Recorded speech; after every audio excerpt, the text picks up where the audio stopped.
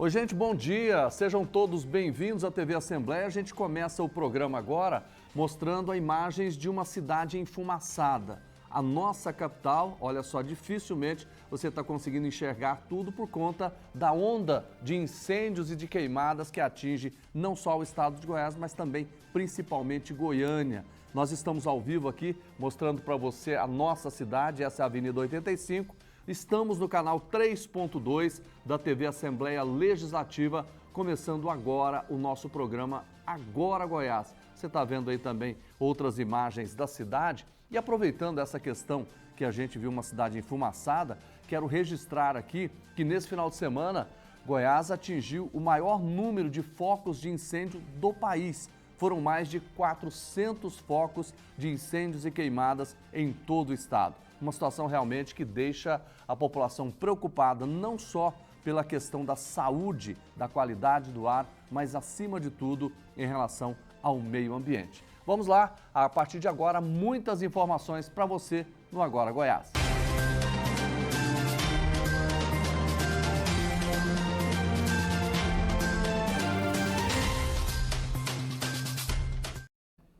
Vamos começar falando de futebol. Tá aqui comigo meu amigo Hugo Duarte. Hugo, bom dia para você, tá tudo bem?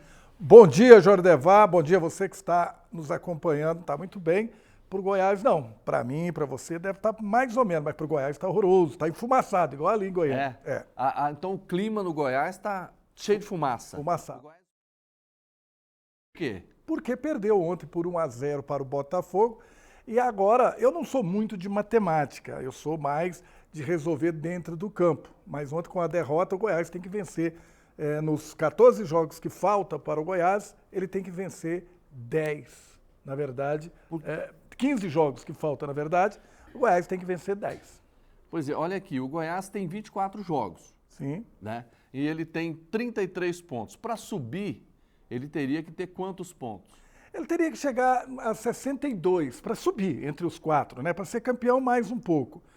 Matematicamente, pode ser que com 58, 59 pontos, pelo andar da carruagem aí, possa que não até... é comum. Que não é comum pelo normal, nível do campeonato. É 62, mais ou menos. 62 você sobe, geralmente. Mas como está o nível, nem as equipes que estão lá em cima gostam de vencer, pode ser que 58, 59. Mas mesmo assim, Jordevar, o Goiás, nesses 15 jogos que restam, o Goiás tem que ganhar pelo menos 10 partidas para conseguir o acesso. O que está jogando... É difícil, o que você está colocando aí é uma tarefa Sim. muito complicada, porque faltam 14 jogos, Sim, correto? faltam 14 jogos. 14. Então, desses 14, tem que vencer 10? Tem que vencer 10. Se você fizer, ele tem 33 pontos, ele vence 10, ele chega a 30 pontos. Com os 33, 63 pontos. Ele chega tranquilo para subir para a Série A. Traduzindo... Possível. Impossível. Eu não acredito. Não possível acredito. É possível. Agora, eu não acredito, pelo que o Goiás até agora, que hora que ele vai alavancar? Será que ele está guardando aí para as 10 rodadas e vencer os 10 últimos jogos? Difícil, até porque se a gente olhar a situação agora do Goiás, os próximos jogos não são fáceis, não. Aliás, não tem jogo fácil. Não. Mas o Goiás vai enfrentar o Avaí na sexta-feira, né? Dia 13, às 9h30 da noite. Mas isso aqui... Conhecida como 21 horas, né? Exatamente, 21h30. Depois ele enfrenta o Sport Recife lá. Sim. Né? E depois o Mirassol aqui, só pauleira. E você sabe quem é o treinador do Avaí? Não, quem que é? Anderson Moreira. Anderson Moreira. Que treinou o Goiás, né? Teve uma fase muito boa aqui no Goiás. Goiás. Teve uma fase, vai querer vencer o Goiás, porque sempre tem aquele gostinho. Mas todos os jogos da Série B não é só para o Goiás, todos são nivelados, então não tem. Ontem nós falamos aqui que o jogo seria muito difícil e qualquer um que vencesse, resultado normal. O Botafogo venceu, infelizmente para o Goiás foi muito ruim. Que é exatamente aquilo que você disse, não será surpresa se o Botafogo vencer o Goiás lá. Ele era o favorito, na verdade. Exatamente. O mesmo Goiás estando numa colocação melhor do que o do Botafogo, o Botafogo era favorito e fez valer o favoritismo, vencendo o Goiás por 1-0. Exatamente. Olha, o Botafogo, mesmo com essa vitória, ele se mantém ali na metade da tabela, 30 ali, pontos. na 13ª posição, com 30 pontos. 30 pontos. O Botafogo está fugindo do rebaixamento, o objetivo dele é permanecer e eu tenho certeza que o Botafogo vai permanecer na Série B. Agora, assim, a gente está falando de subir, mas o Goiás tem que se preocupar também em não cair. correto? Ele tem 33 pontos. Para não cair, ele precisa de mais 10 pontos, né? O que acontece? Um time que já, nessa altura, tem 30 e tantos pontos, 33 no caso específico do Goiás, eu acredito que ele não consegue atingir a subida, mas a permanência eu acho que não tem dificuldade para o Goiás. Não, ele vai permanecer com certeza. Claro que pode acontecer de perder todos os jogos, mas para mim o Goiás, em relação a descer para a Série C, esquece. O problema do Goiás é subir. É claro que a gente precisa avaliar o que aconteceu com o Goiás nesse campeonato, porque a intenção era subir para a Série A no ano que vem, mas a situação se complicou, está cada dia mais difícil, né? O que aconteceu? O que aconteceu não, o que está acontecendo ainda. Sim. O Goiás depois que o Goiás teve um rachamento, vamos dizer assim, de divergências de diretorias, de opinião, os primos, o Paulo Rogério, que era o ex-presidente, com o Edmir Pinheiro, isso refletiu, ontem nós falamos isso, refletiu dentro do campo. As contratações não foram as contratações ideais para o Goiás, contrataram jogadores caros, mas que não conseguiram jogar futebol. Vários fatores estão levando o Goiás a não chegar à subida da Série A. Hoje tem seleção brasileira, né? O Brasil enfrenta o Paraguai lá na casa do adversário, né? É lá no Paraguai. E teoricamente todo mundo acha que vai tomar uma taca. É o Paraguai. Mas para mim o Brasil vence a partida. Claro que eu não vou me arriscar 3-4-0 mais. Mas para mim o Brasil ele consegue a vitória diante do Paraguai. Se a gente olhar o último jogo, venceu, mas foi um joguinho ruim. O Paraguai empatou com o Uruguai, né? Na última rodada, 0-0.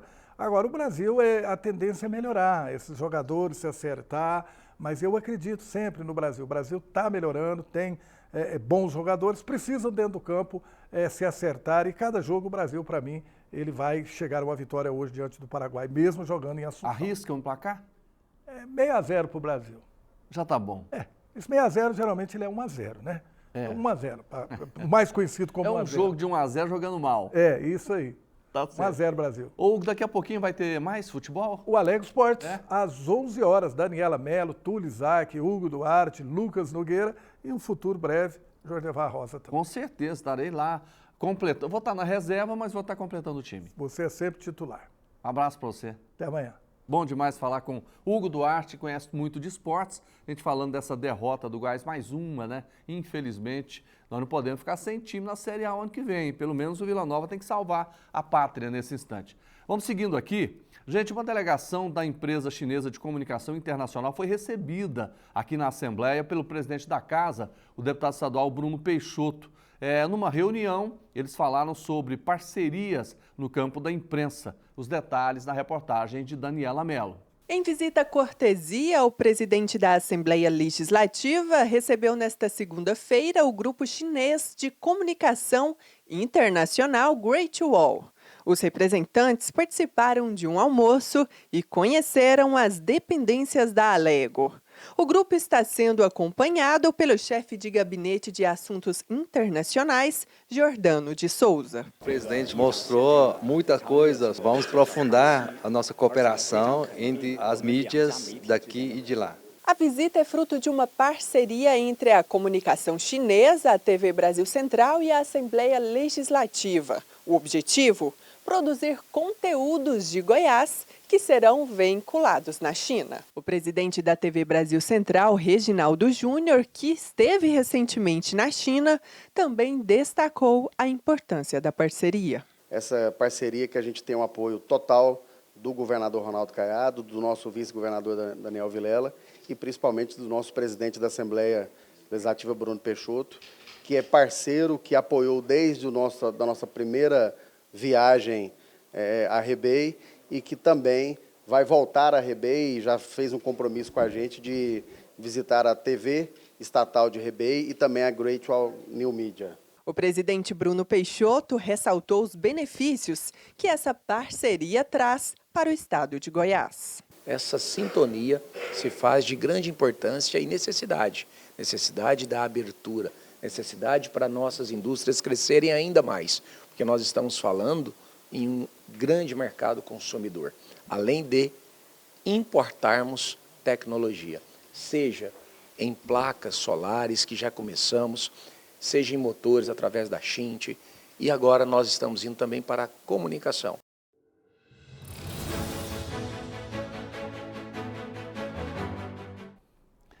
Vamos falar agora de arte, vamos falar de cultura. Nós estamos recebendo aqui o Pedro Galvão. Pedro Galvão é artista também, presidente da AGAVE, que é a Associação Goiana de Artes Visuais. Tá tudo bem, Pedro? Seja bem-vindo.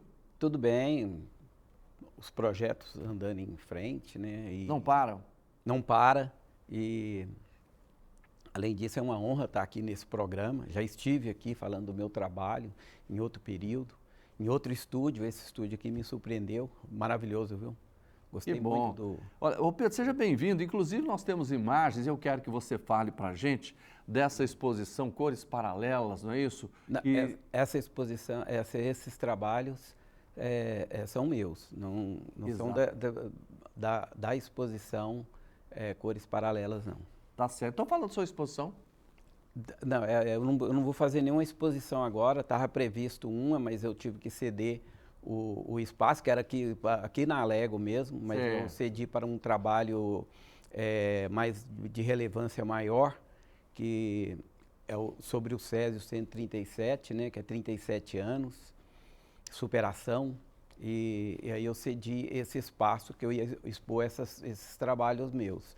Mas eu acho que vale a pena, mas vale a pena falar sobre o meu trabalho e sobre o trabalho da AGAVE também. Vamos falar sobre o seu trabalho primeiro, depois a gente vai para a AGAVE. Exatamente, pode ser. Me conta, me fala do seu trabalho. O meu trabalho é um trabalho de pesquisa que eu fiz a partir de 2015, que é o trabalho com esses artistas de rua. Eu fiz um trabalho de entrevista, de campo mesmo, e aí o meu processo criativo foi exatamente esse, ir para a rua, entrevistar eles e levar para o ateliê e fazer um trabalho onde eles estavam no cenário de Goiânia. Essa série chama Artistas de Rua, Cenário de Goiânia, e é um trabalho que já me trouxe umas premiações, um trabalho de uma relevância muito boa, que mostra esse período que nós estamos passando, onde o artista de rua, o artista circense, ele encontra a rua para mostrar o seu trabalho. E o picadeiro são as faixas de pedestre. E o cenário é Goiânia. Então, Você foi mostra para as ruas, a arquitetura. então, conversar e ver essas pessoas? Exatamente. Eu fui para a rua para conhecer esses artistas, saber de onde eles vinham, porque todos são imigrantes e, às vezes, peruano, equatoriano, chileno, argentino, brasileiros também, de outros estados, e aqui de Goiânia mesmo. Ô Pedro, quando você conversava com essas pessoas, eles explicavam para você por que eles escolheram Goiânia? É interessante isso, porque eu, sim, perguntei, e uma das referências dele é a escola do Basileu França e também o do Maneco, que é um espaço circense, uma escola circense, onde ele poderia desenvolver o seu trabalho de circo. E muitos escolhem até Goiânia mesmo para viver. Outros são nômades mesmo, vêm, faz os seus trabalhos em cada cidade, a hora que esgota ali, eles vão para outra cidade. Mas muitos escolheram Goiânia justamente por causa dessa escola circense, que foi uma surpresa para mim. E eu fiquei muito, muito feliz de eles ter a escola Basileu França, além das fronteiras, das divisas de Goiás e das fronteiras... Pedro, e quantas obras você fez retratando, né, esses artistas de rua? Olha, passa de 33 obras.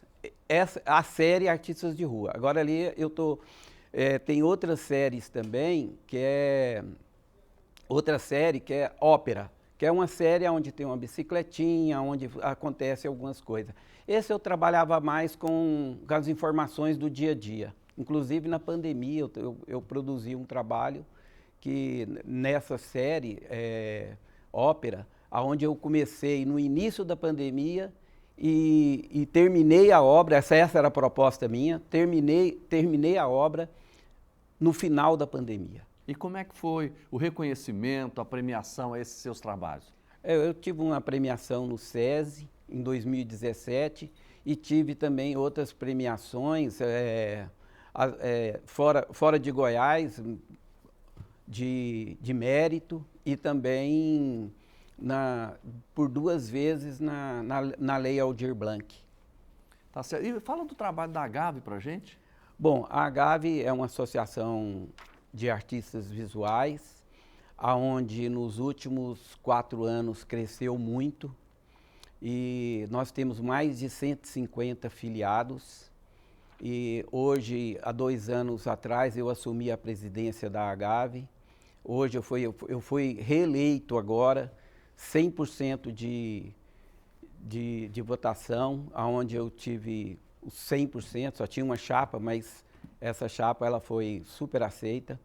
E nós desenvolvemos nesses 2 anos, onde a Agave ela funcionava sempre no ateliê de um artista, e eu tirei ela do ateliê do artista depois de 18 anos de existência da Agave, e aí nós temos hoje um endereço onde abriga a sede e uma galeria de arte, que é o que o artista precisa, galeria de arte. E se alguém quiser, por exemplo, visitar a associação, como é que é? A associação, nós estamos com essa exposição lá, né, que eu falei, e a associação ela fica na Rua 5, número 466, no centro. E por que escolher o centro? O centro, eu acho que a gente tem que fazer com que o centro, ele mude esse conceito de centro, não é mais o centro administrativo. Eu acho que eu penso que o centro ele tem que ser um espaço cultural, de lazer, de história, e por isso que nós escolhemos o centro. Tá certo. Pedro Galvão, presidente da Agave, eu quero muito agradecer a sua participação com a gente aqui no Agora Goiás. Bom dia para você. Obrigado. Volte mais vezes. Opa, com certeza. Eu vou... Tá certo. Sempre que você precisar, eu estarei aqui, tá? Assim como os meus amigos aqui dentro da Assembleia. Ele está sempre fazendo exposição aqui, vai abrir essa exposição dia 17 sobre o Césio, onde tem 35 artistas da Agave que vão participar dessa exposição. Nós vamos mostrar e vamos conversar com vocês também sobre esse novo trabalho, tá certo? Tá certo, obrigado. Olha, vamos falar agora sobre um problema que está atingindo Goiás e o Brasil inteiro de uma forma muito cruel, que são as queimadas. O Corpo de Bombeiros divulgou uma atualização dos incêndios que estão acontecendo em todo o estado. A corporação alerta a população que a queima de lixo pode virar um incêndio de grandes proporções. Quem traz os detalhes é o repórter Túlio Isaac Filho. Tempo seco e falta de chuva. Infelizmente, uma união perfeita para diversos incêndios Goiás afora. Esse final de semana, o fogo devastou a região de Jataí.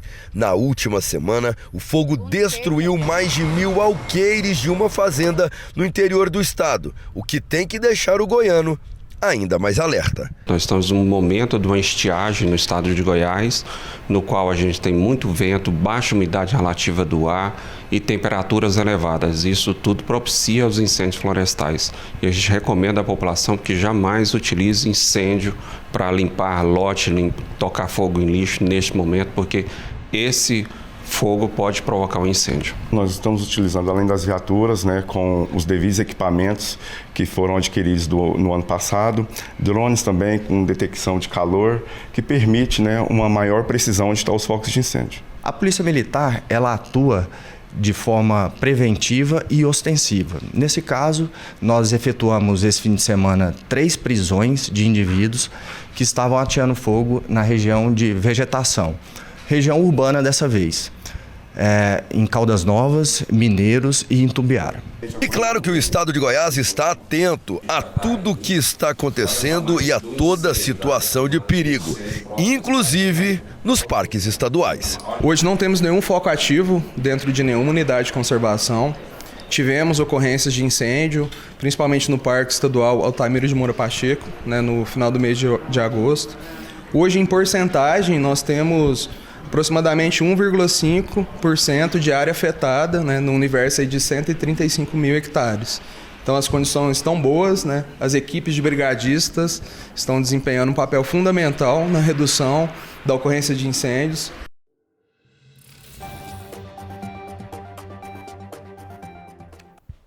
Olha, toda terça-feira a Camila Caiado está aqui com a gente, é nutricionista da Assembleia Legislativa. Hoje a gente vai falar de lanches práticos e saudáveis. Primeiro, bom dia.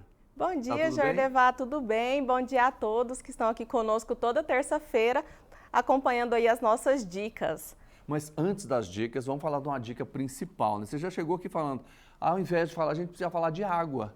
Exatamente. Né? Com esse tempo seco, incêndio. Nós estamos passando aí por dias de muita seca, gente. Todo mundo está vivendo, sentindo aí na pele, na secura da boca. Todo mundo está sentindo aí realmente na pele, no nariz, na garganta, com sintomas respiratórios, como o nosso clima está ruim. Então a gente precisa realmente se hidratar, caprichar na água, ofertar água aí para as nossas crianças, para os nossos idosos, verificar se eles estão realmente ingerindo a quantidade necessária de líquidos, optar por frutas que tenham maior quantidade de água, como melancia, melão, laranja. Então, optar por comer saladas aí no almoço, no jantar. É muito importante que a gente capriche nos líquidos nesse período. Camila, muitas vezes as pessoas ficam no ar-condicionado, elas não sentem aquele calor extremo que está lá fora, né? E com isso acaba não tomando a quantidade de água devida. O que isso pode provocar? Nossa, a gente tem várias repercussões aí, a gente tem uma desidratação crônica, né, que pode levar aí ao intestino preso, a gente pode levar a problemas de pele, descamamento de pele, a gente pode levar a problemas renais, pedra nos rins. Então são vários os problemas que essa desidratação crônica que a gente não sente, porque às vezes a gente está em ambiente climatizado, pode acabar acometendo no nosso corpo, principalmente nessas épocas que estão extremamente secas. E aí, se a gente pega, Jordevá, qualquer infecção, seja ela intestinal ou respiratória, se o nosso corpo já está desidratado, com certeza a gente vai sofrer bem mais com essas viroses ou infecções bacterianas. Vamos falar de lanche prático e saudável? Vamos sim. Tem jeito? Tem jeito. A primeira coisa que é muito importante que eu preciso falar para vocês é que lanchar, às vezes, fica uma coisa assim meio fora de moda, sabe, Jordevá? Que as pessoas, às vezes, fazem 3 refeições no dia. Toma café da manhã, almoça e depois vai comer ali antes de dormir, porque o dia das pessoas está muito corrido. E aí deixou-se de falar de comer de 3 em 3 horas, ficou aquela coisa, conversa de nutricionista, papo de gente chata, sabe? Mas acontece que fazer lanches é importante, tanto para controle glicêmico, quanto para a gente não chegar em casa com aquela tal fome de leão à noite. É muito importante a gente fazer esses lanchinhos nos intervalos. Eles regulam aí a nossa glicemia, fazem com que o nosso intestino continue fazendo motilidade, então eles fazem com que a gente não fique com o intestino preguiçoso aí ao longo do dia. Então é muito importante que a gente faça esses lanchinhos, esse é o meu primeiro recado. E para aquelas pessoas que falam assim, mas comer 5 vezes por dia é muita coisa, na verdade não é, né? Não é muita coisa. E na verdade o que falta às vezes para a gente é um pouco de programação. E parece que a gente coloca tanta dificuldade em organizar esses lanches e eu vou mostrar para vocês como não é tão difícil assim. Basta ter aí um frigobar ou uma lancheira, basta a gente ter aí um gelo seco. Uma lancheira que pode ser aí aquela lancheira do ano passado do seu filho que está aí jogada na despensa. Pode usar essa lancheira aí, desde que ela seja térmica.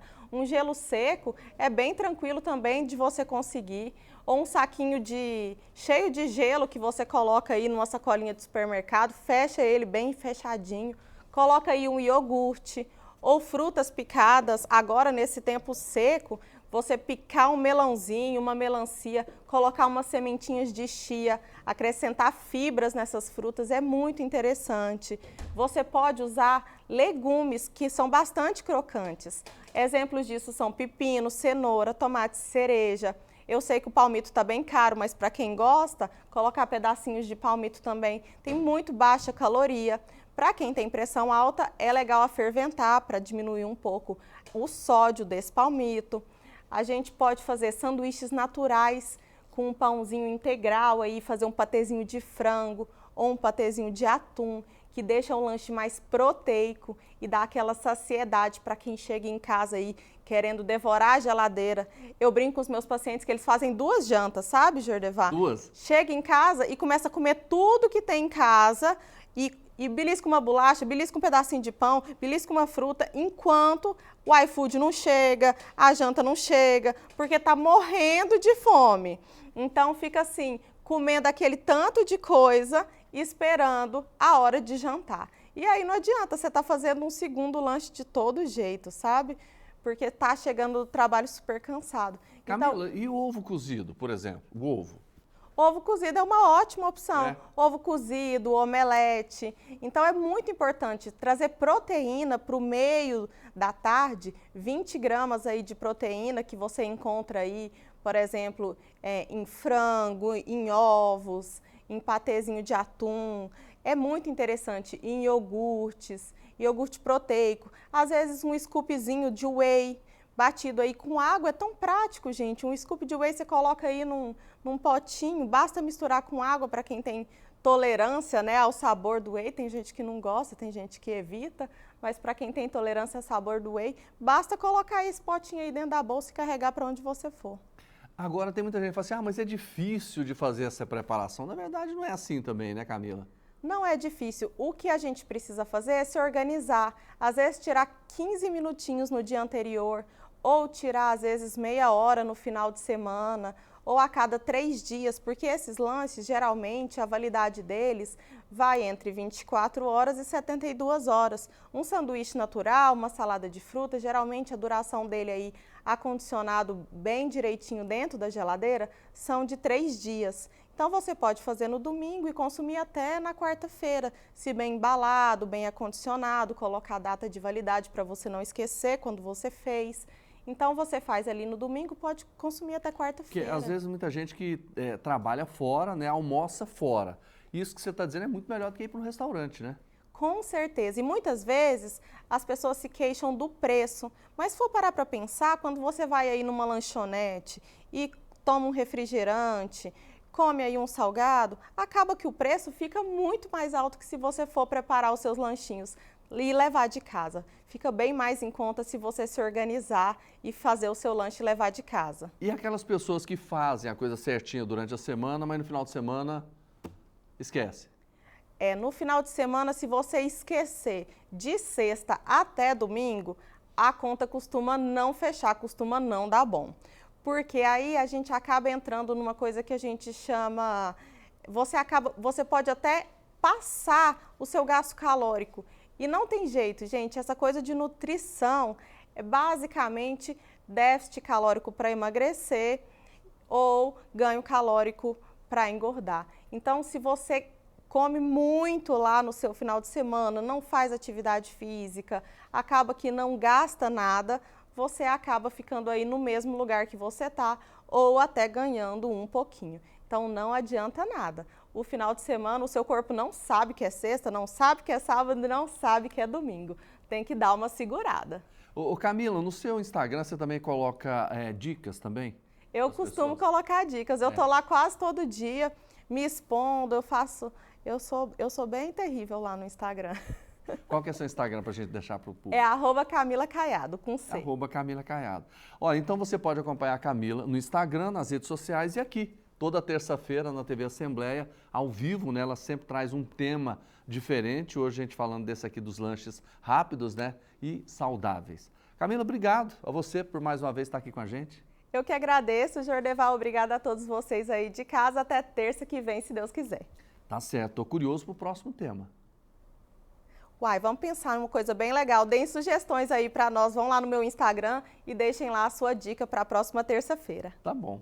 Um abraço para você, obrigado. Gente, vamos continuando agora com outras informações. A Assembleia Legislativa promove uma sessão solene extraordinária em homenagem a profissionais da área da saúde. A iniciativa partiu do presidente da Casa, deputado Bruno Peixoto, e a Patrícia Ali, a nossa repórter, acompanhou tudo de perto. Se existe uma palavra que define bem essa categoria, é esperança. Quem recorre a eles sabe o que estou falando. Profissionais da saúde exercem um papel fundamental no combate e na prevenção de doenças. Ao escolher seguir essa área, a maioria a tem como propósito. Mostrar para as pessoas que elas não são o que pensam que são e que o potencial delas é muito maior do que elas imaginam. A psicanálise tem o poder de extrair isso. E tem princípio bíblico, a maioria não sabe. Tem um versículo na Bíblia que fala: existe conselho no fundo da sua alma, como água profunda que você não conhece, mas uma pessoa com discernimento pode ir lá e extrair. É justamente o que nós estamos falando. Trabalhar com o sentimento, com as emoções, né? A gente vive num mundo hoje muito corrido, onde ninguém escuta ninguém. E a necessidade do ser humano de ter alguém para ouvir, né? E levar o conforto e o acolhimento para as pessoas, né? De forma científica. Com o objetivo de homenagear homens e mulheres que dedicam suas vidas a servir a população, a fim de garantir o bem-estar de todos, a Assembleia Legislativa promoveu sessão solene extraordinária. Durante o evento, foram entregues certificados do mérito legislativo Pedro Ludovico Teixeira a diversas categorias da área da saúde, entre elas médicos, psicanalistas, enfermeiros, entre outras. Muito emocionada, mais uma vez estou aqui, para receber esta homenagem e graças a Deus, vários alunos também estão aqui hoje, nós estamos muito felizes porque Deus tem proporcionado o melhor para nós.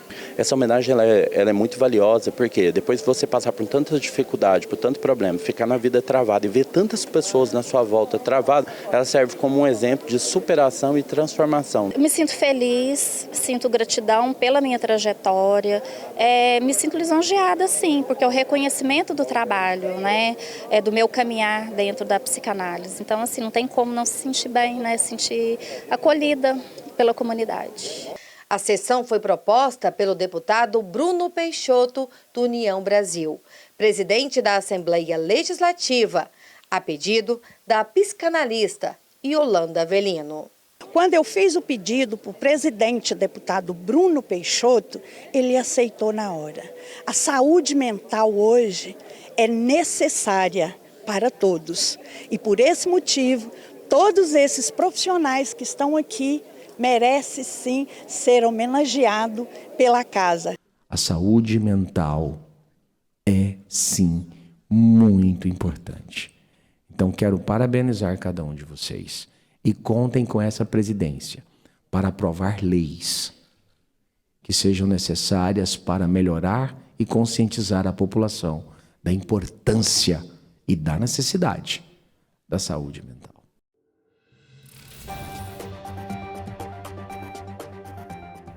Olha, para falar de saúde, a gente está recebendo aqui a pneumopediatra, a doutora Patrícia Zapata. Tudo bem, doutora? Seja bem-vinda. Tudo bem, obrigada aí pela oportunidade.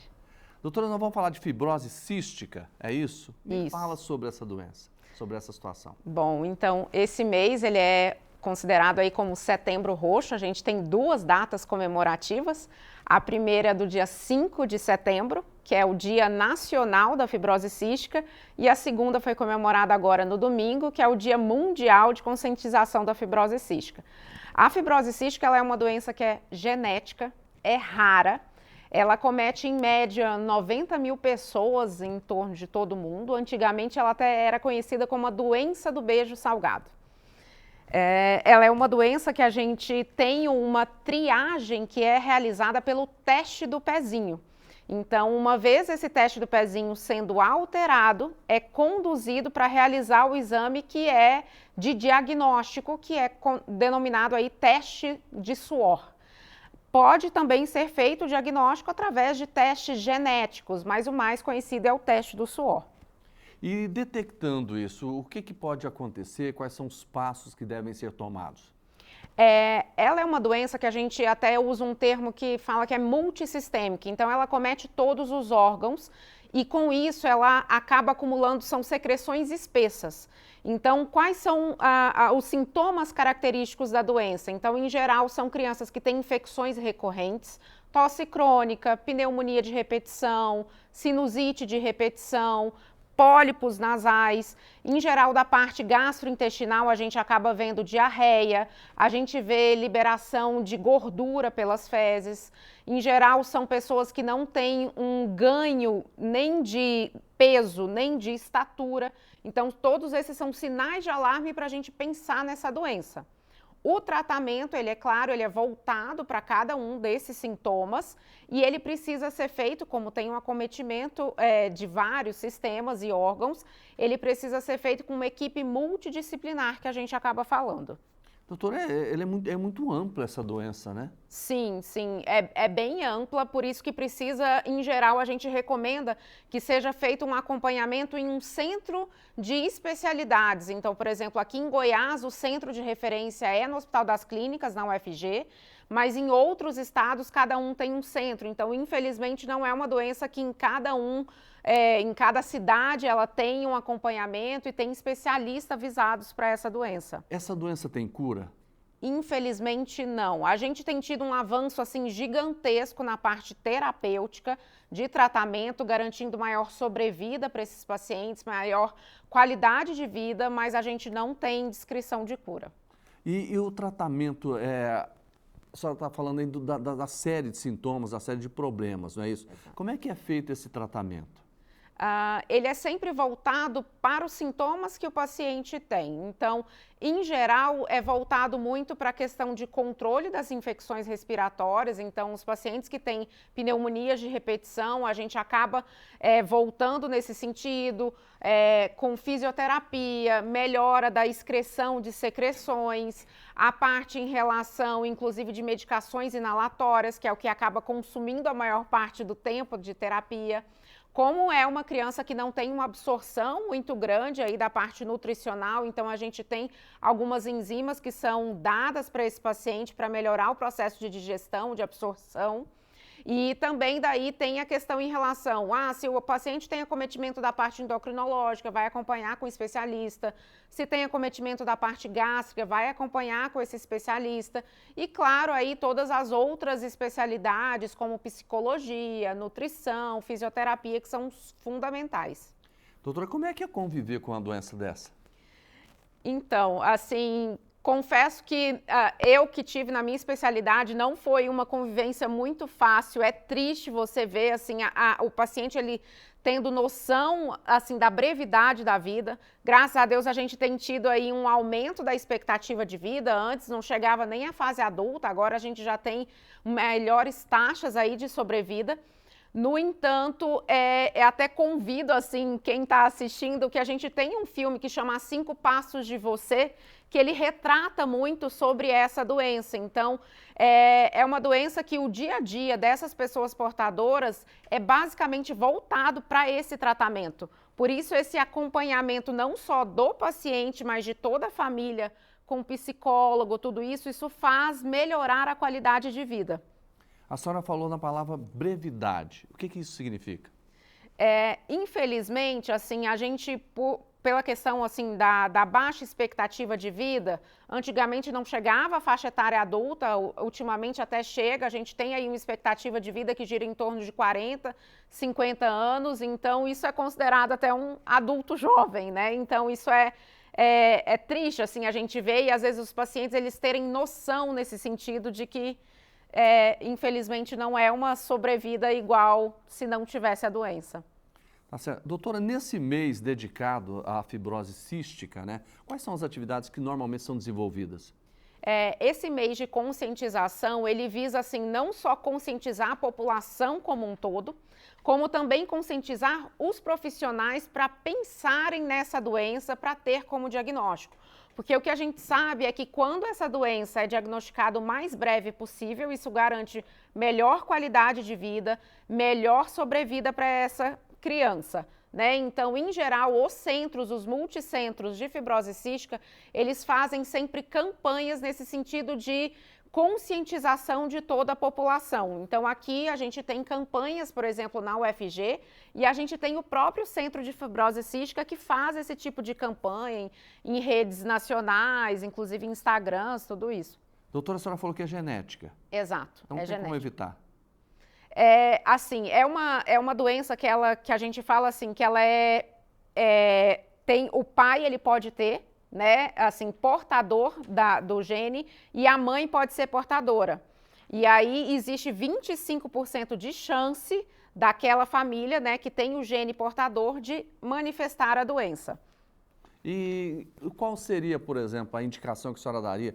A pessoa acabou de se casar e aí pretende ter filhos. Tem alguma recomendação básica nisso? Em geral, quando a gente sabe que esse casamento ele é com consanguinidade, então são em parentesco, a gente sempre orienta ter uma avaliação de geneticista, porque daí faz toda essa investigação. E, claro, se tem alguma doença genética na família ou algum histórico, por exemplo, de fibrose cística na família, é interessante sempre fazer essa investigação, tá? E, claro, também, assim, às vezes não foi feito durante ali, acabou de casar, mas já tem um filho com fibrose cística, a gente sempre recomenda esse aconselhamento genético. Tá certo. Doutora Patrícia Zapato, quero muito agradecer por essa conversa, essa consulta ao vivo aqui, falando de um tema tão importante como esse. Muito obrigado pela participação.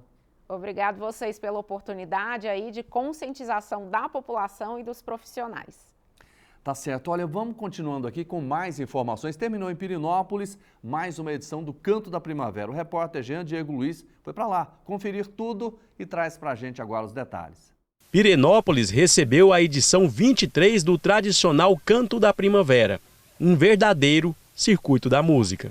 A música por todos os cantos de Pirenópolis espalhadas. 60 artistas se apresentaram ao público entre os dias 3 e 8 nos palcos do evento, com entrada gratuita. Este é o palco Matriz, instalado na Praça da Igreja Matriz de Pirenópolis. Além deste, outros 3 palcos foram montados pelo governo do estado de Goiás. Se tem evento em Goiás, tem economia girando. A Secretaria da Retomada é uma grande parceira da Secult Goiás, né? A gente não pode perder a oportunidade, claro, de fomentar a economia local, e a Retomada faz isso muito bem através do Cotec, né? Que tem aqui na cidade um colégio tecnológico em artes, além, claro, né? Todos os hotéis estão lotados, restaurantes, as cachoeiras, essa hora tem gente para todo lado, muito calor, né? Então as cachoeiras estão cheias e a Retomada traz esse impulso na economia. A gente vê muitos ambulantes pela cidade e isso, é claro, é prova do trabalho da Secretaria da Retomada também. Nunca mais eu vi falar de amor, nunca mais eu vi a flor, nunca mais um beija-flor.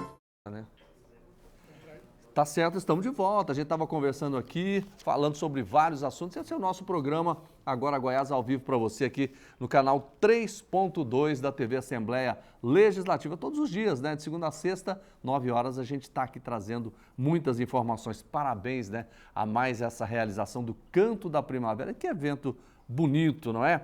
E a gente está recebendo aqui, falando de cultura, Lucas dos Reis Thiago Pereira. Tá tudo bem, Lucas? Tudo Seja bem, bem-vindo. Muito obrigado. Tá certo. Ele vai falar da Conferência Goiás de Preservação Audiovisual. Fala pra gente desse evento. Bom, primeiro eu gostaria de agradecer o convite de vocês.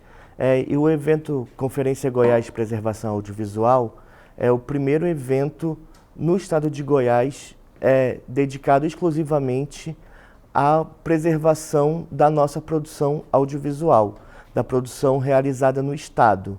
Então, nós estamos fazendo uma digitalização de 4 filmes goianos realizados no início dos anos 2000, que foram feitos em película, e nós estamos trazendo para o digital na sua melhor qualidade possível, para que os filmes possam ser acessados, né, por pesquisadores e pelo público em geral, para acessarem essas obras, conhecerem essas obras, conhecerem o cinema goiano, mergulharem na produção local.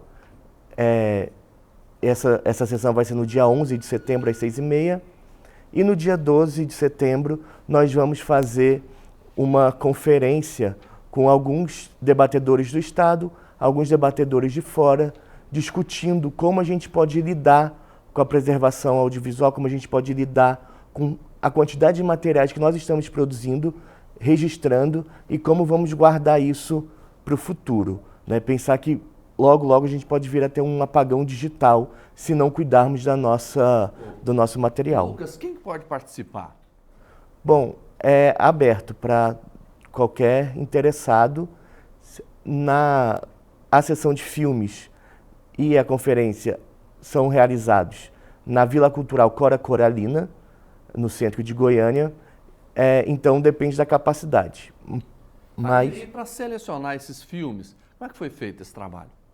a gente buscou uma produção goiana acessível no sentido de que os realizadores estivessem com os seus materiais originais para ceder e a gente pudesse fazer essa digitalização.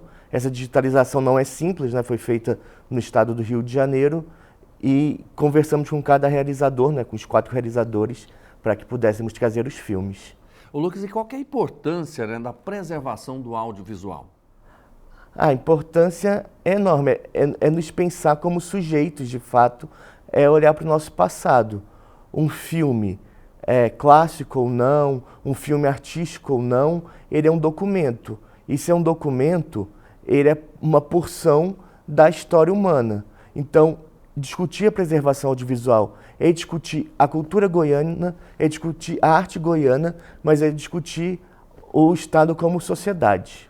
Lucas, quando a gente fala da preservação do audiovisual, vamos falar de Brasil, né? Como é que está esse trabalho tão importante dessa preservação? Bom, como você falou, é um trabalho muito importante, eu diria até imprescindível, mas infelizmente, mesmo em caráter nacional, a gente não tem uma boa perspectiva.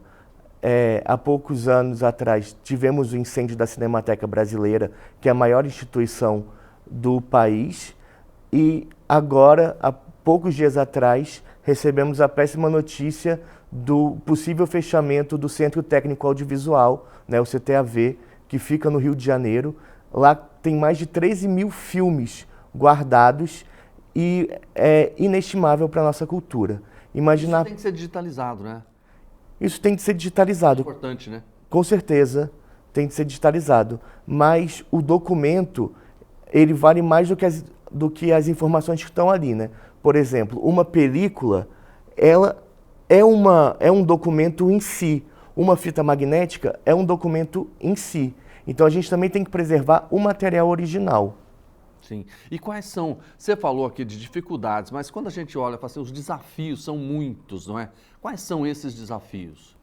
Bom, o grande desafio é pensar um gasto público a longo prazo.